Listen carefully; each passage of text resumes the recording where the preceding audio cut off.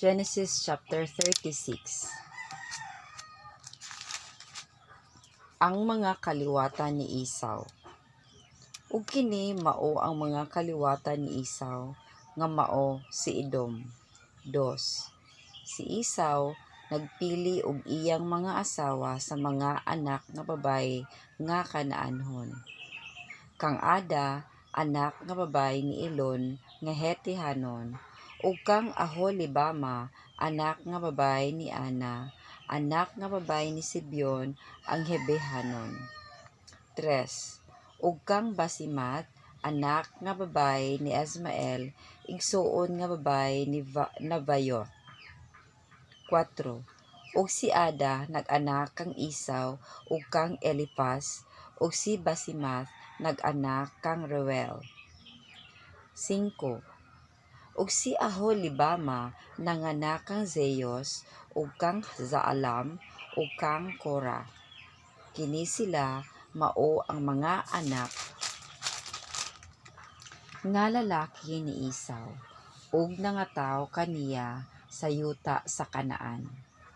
6. Ug gidala ni Esau ang iyang mga asawa, ug ang iyang mga anak nga lalaki, ug ang iyang mga anak nga babaye, ug ang tanan nga mga tawo sa iyang balay, ug ang iyang kahayupan, ug ang tanan nga mga mananap, ug ang tanan niya nga bahandi nga iyang natigom didto sa yuta sa Kanaan. Ug milakaw siya sa laing yuta halayo kang Jacob nga iyang igsuon. 7. Kay ang ilang bahandi dakong mag-usa sila sa pagpuyo. Ug ang yuta nga ilang gilangyawan wala makapaigo kanila tungod sa ilang kahayupan. 8. Apan si Esau nagpuyo sa bukid sa Seir.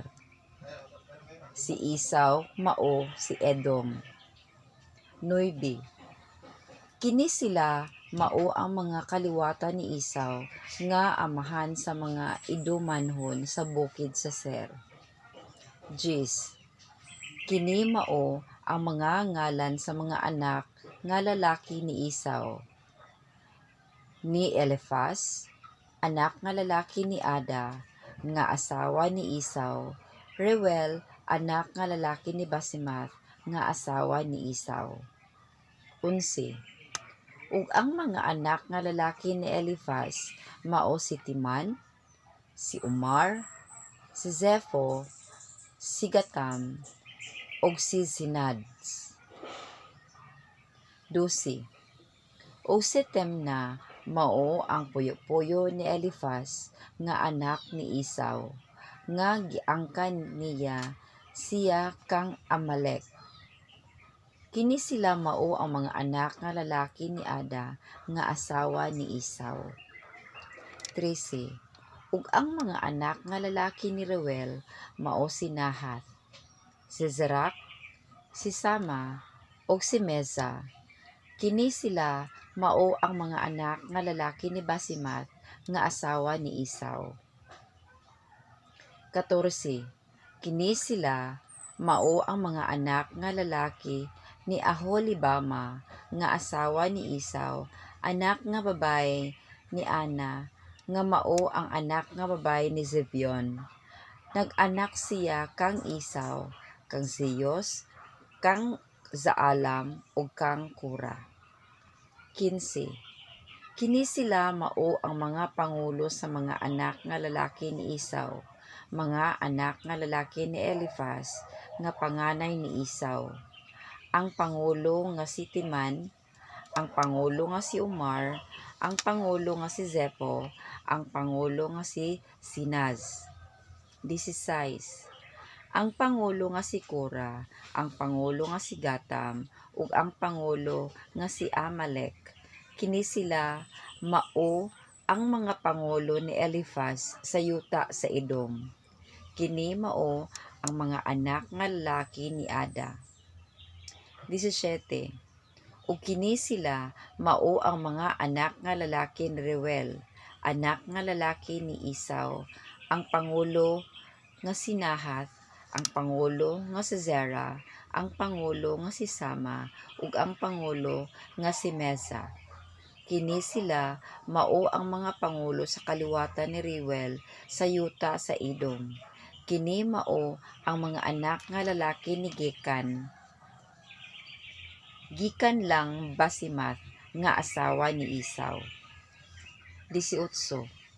Ug kini sila mao ang mga anak nga lalaki ni Aholibama nga asawa ni Esau, nga pangulo nga si Zeus, ang pangulo nga si Zaalam, ug ang pangulo nga si Korah. Kini sila mao ang mga anak nga lalaki nga gikan kang Aholibama nga asawa ni Esau, anak nga babae ni Ada. Anak nga babae ni Ana. 19. Busa, kini mao ang mga anak nga lalaki ni Esau, ug ang iyang mga pangulo siya mao si Edom. 20. Ug kini sila mao ang mga anak nga lalaki sa Ser, ang Horihanon, nga mga pumuluyo ni adtong yutaa, si Lotan, si Zubal, si Zibeon, si Ana. 21. Si Dison, si Ezer, o si Disan. Kini sila mao ang mga pangulo sa mga Horihanon, mga anak nga lalaki ni Ser sa yuta sa Edom. 22.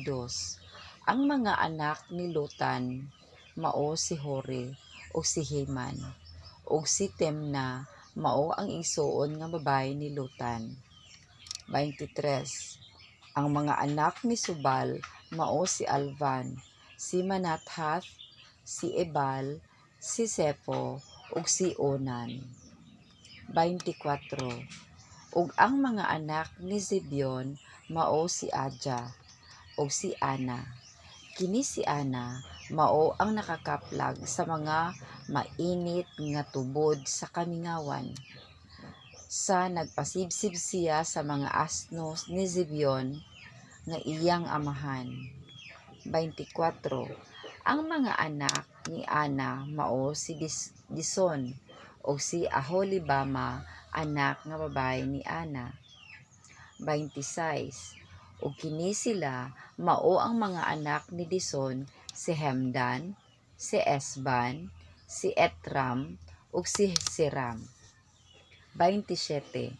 Ug kini sila mao ang mga anak ni Eser, si Belhan, si Saban, ug si Akan. 28. Ug kini sila mao ang mga anak ni Disan, si Hus, ug si Aran. 29. Ug kini sila mao ang mga pangulo sa mga Horihanon, si Pangulo Lotan, si Pangulo Subal, si Pangulo Zibeon, si Pangulo Ana. 30.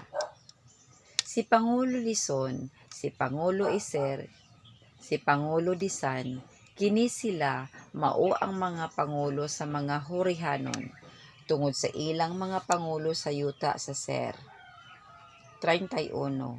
Ug kini mao ang mga hari nga naghari sa yuta sa Edom, sa wala pa maghari ang usa ka hari sa ibabaw sa mga anak sa Israel.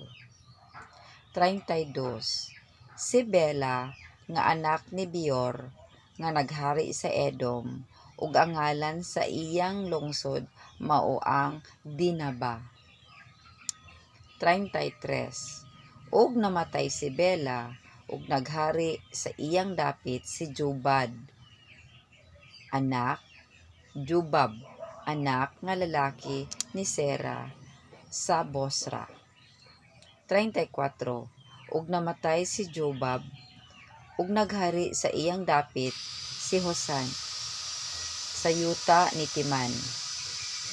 35. Ug namatay si Hosam, ug naghari nga ilis niya si Adad, anak nga lalaki ni Badad, ang nagsamad kang Median sa kapatagan sa Moab, ug ang ngalan sa iyang lungsod mao ang Abet.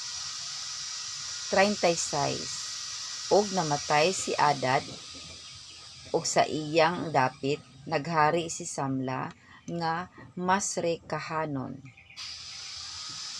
37. Og namatay si Samla, og namatay sa iyang dapit si Saul, Rehobothanon, dapit sa Suba. 38. Og namatay si Saul, ug sa iyang dapit naghari si Balaanan, anak nga lalaki ni Akbor. 39. Og namatay si Baalanan, anak nga lalaki ni Akbor, ug naghari si Adar sa iyang dapit, ug ang ngalan sa iyang lungsod mao ang Pau, ug ang ngalan sa iyang asawa si Metabel, anak nga babae ni Matred, anak nga babae ni Masaab. 40. Ug kini mao ang mga ngalan sa mga pangulo ni Esau sa laray sa iyang kaliwatan, tungod sa ilang mga dapit ug sa ilang mga ngalan. Ang pangulo nga si Temna, ang pangulo nga si Alba, ang pangulo nga si Zeteth. 41. Ang pangulo nga si Aholibama, ang pangulo nga si Ela, ang pangulo nga si Pinon. 42. Ang pangulo nga si Senas, ang pangulo nga si Timan, ang pangulo nga si Mebsar. 43. Ang pangulo nga si Magdel, ang pangulo nga si Hiram, kini sila mao ang mga pangulo sa Edom sumala sa molupyo sa yuta sa ilang panag-iya. Ang Edom mao gayud si Esau, ang nga amahan sa mga Edomihanon.